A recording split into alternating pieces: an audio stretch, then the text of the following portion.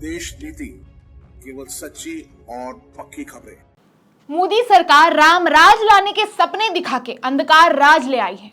एक के बाद एक लगातार जो रिपोर्ट सामने आ रहे हैं दोस्तों, जो रियल डाटा सामने आ रहा है उसमें और मोदी जी के भाषणों में जमीन आसमान का फर्क है। इतना फर्क है कि आप कह सकते हैं कि मोदी सरकार डींग हाँकने में उस्ताद है। जनता से वादा किया भ्रष्टाचार मिटाएंगे, लेकिन जैसे सत्ता हाथ लगी भ्रष्टाचारियों का माला पहन गरीब की हालत और बदतर कर दिया। जी दोस्तों, नया डाटा तो यही बोल रहा है। ऐसा लग रहा है कि मोदी जी ने ठान लिया है गरीब के बच्चों को पढ़ने लिखने नहीं देना है। अनपढ़ रहेंगे, चाय पकौड़े बेचेंगे।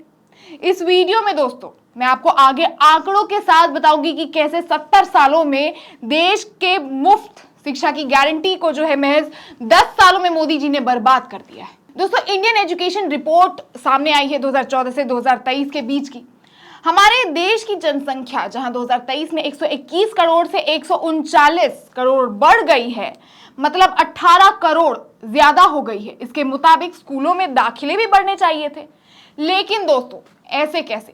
12th फेल मूवी में का एक डायलॉग था कि ये नेता मंत्री कभी नहीं चाहते कि हम जैसे गरीब लोग पढ़े लिखें, क्योंकि हम जैसे अगर गरीब लोग पढ़ लिख लेंगे तो सवाल पूछेंगे।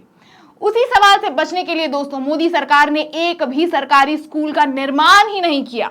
वैसे भी मोदी जी को सवाल पूछने वाले लोग ज्यादा खास पसंद नहीं है। मीडिया इवेंट्स में भी भाषण ही देकर आ जाते हैं। पत्रकार भी सवाल पूछने से डरते हैं। लेकिन दोस्तों, इस रिपोर्ट को बताने से पहले मैं आपसे एक सवाल पूछूंगी कि क्या आपने कभी भी किसी नेता मंत्री उद्योगपतियों के बच्चों को सरकारी स्कूल में पढ़ते देखा है?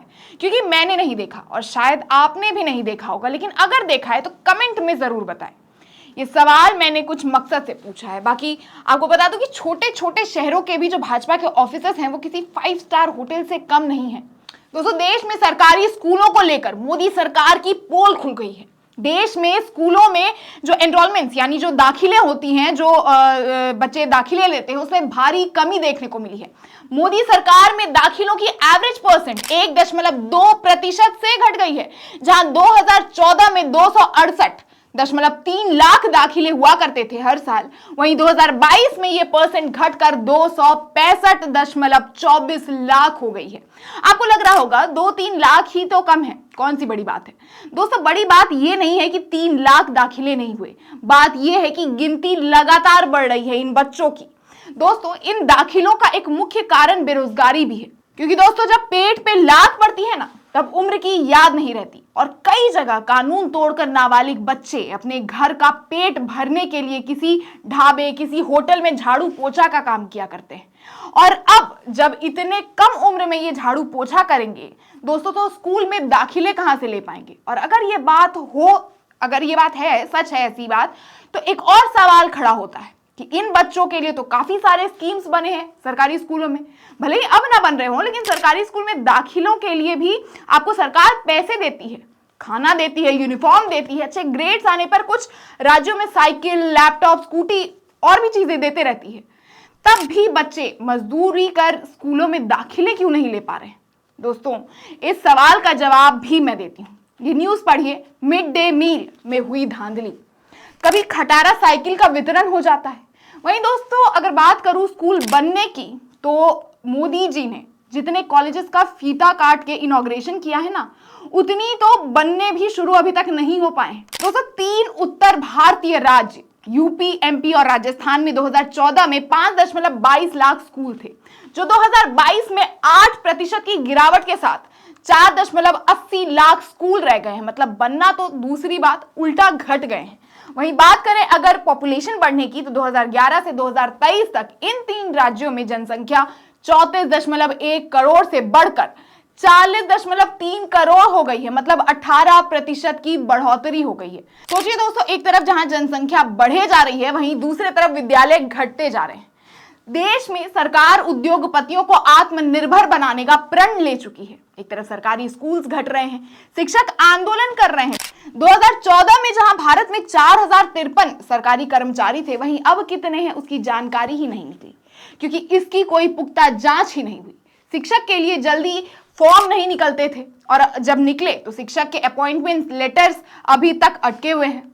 वहीं सीबीएसई लगातार बढ़ते जा रहा है दोस्तों। सीबीएसई बोर्ड से एफिलिएटेड स्कूल जो 2022 में बढ़कर 4,715 हो गए, यानी 16% की वृद्धि हुई। वहीं इस अवधि में सीबीएसई बोर्ड के तहत निजी स्कूल 2014 में 10,728 से बढ़कर 2022 में 20,874 हो गए हैं दोस्तों, जो 95% की वृद्धि है। वहीं शिक्षा की फीस की अगर मैं बात करूं तो वो ड्रामेटिकली उसमें बढ़ोतरी देखने को मिली है, विशेषकर स्कूल स्तर पर। नेशनल सैंपल सर्वे ने 2014 और 2018 के बीच प्राइमरी एजुकेशन की फीस में 30.7% की वृद्धि देखी। वहीं इसी अवधि में सीबीएसई बोर्ड के तहत निजी स्कूल 2014 में 10,728 से बढ़कर 2022 में 20,874 हो गए, जो कि 95% की वृद्धि है। वहीं शिक्षा की फीस में ड्रामेटिकली बढ़ोतरी देखने को मिली, विशेषकर स्कूल स्तर पर। नेशनल सैंपल सर्वे ने बताया 2014 और 2018 के बीच प्राइमरी एजुकेशन की फीस जो है उसमें 30.7% की वृद्धि देखने को मिली है। यदि हम इसे एक दशक तक अनुमानित करते भी हैं तो दोस्तों यह 75 से 90% तक बढ़ जाएगी। जी दोस्तों, आप क्रोनोलॉजी समझिए, आप ये सब एक सर्कल के दौरान ही है। ध्यान से समझिएगा, देश में प्राइवेट स्कूल्स बढ़े और उनके फीस बढ़ी, महंगाई बढ़ी, उद्योगपतियों के जेब में पैसा आया, वो पैसा इलेक्टोरल बॉन्ड के जरिए सरकार को गया। सरकार स्कूल नहीं बनवाती है तो मजबूरन बच्चों को प्राइवेट स्कूल में जाना पड़ेगा या तो महंगाई के मारे नाम कटाना पड़ेगा। दोस्तों, इस एक दशक में सरकार ने किसी भी स्कूल के बच्चों के लिए जितने भी स्कीम्स बनाए, एक भी काम का नहीं रहा। तो सरकारी स्कूल नहीं बने, सरकारी स्कूल में कोई स्कीम सप्लाई नहीं हुआ। देश में गरीब बच्चों के पढ़ने के लिए कोई स्कूल सरकार ने भले न बनाए हो दोस्तों, लेकिन छोटे छोटे शहरों में भी 5 स्टार होटल्स के टक्कर का अपना पार्टी ऑफिस जरूर बनवाया है। दोस्तों, रिपोर्ट कार्ड जो है वो काफी गंभीर है। हमारी जनसंख्या 15% बढ़ी है, हमारे सरकारी स्कूल में 8% की गिरावट आई है, हमारे नामांकन में 1.2% की गिरावट आई, हमारी शिक्षा की फीस लगभग 2 गुनी हो गई और मोदी सरकार बस वीडियो बनवाते और रील शेयर करवाते रह गए। शायद कहीं ना कहीं उनका ताल्लुक भी इसी बात से रहा होगा कि अब तो बेटा आप पढ़ाई लिखाई करना छोड़ दो, आप रील ही बना लो, उसमें भी पैसा है, उससे पैसा कमाना और कंगना रनौत की तरह मुझे भगवान का अवतार बताना, तो मैं शायद आपको भी टिकट दे दूंगा। क्यों दोस्तों, क्या लगता है आपको? क्या शिक्षा को बढ़ावा देने के लिए देश ज्यादा शिक्षित हाथों में नहीं होना चाहिए था? हमें कमेंट बॉक्स में जरूर बताएं और रिपोर्ट अच्छी लगे तो लाइक और शेयर भी जरूर करें और चैनल को सब्सक्राइब करना बिल्कुल ना भूलें और देखते रहें देश नीति।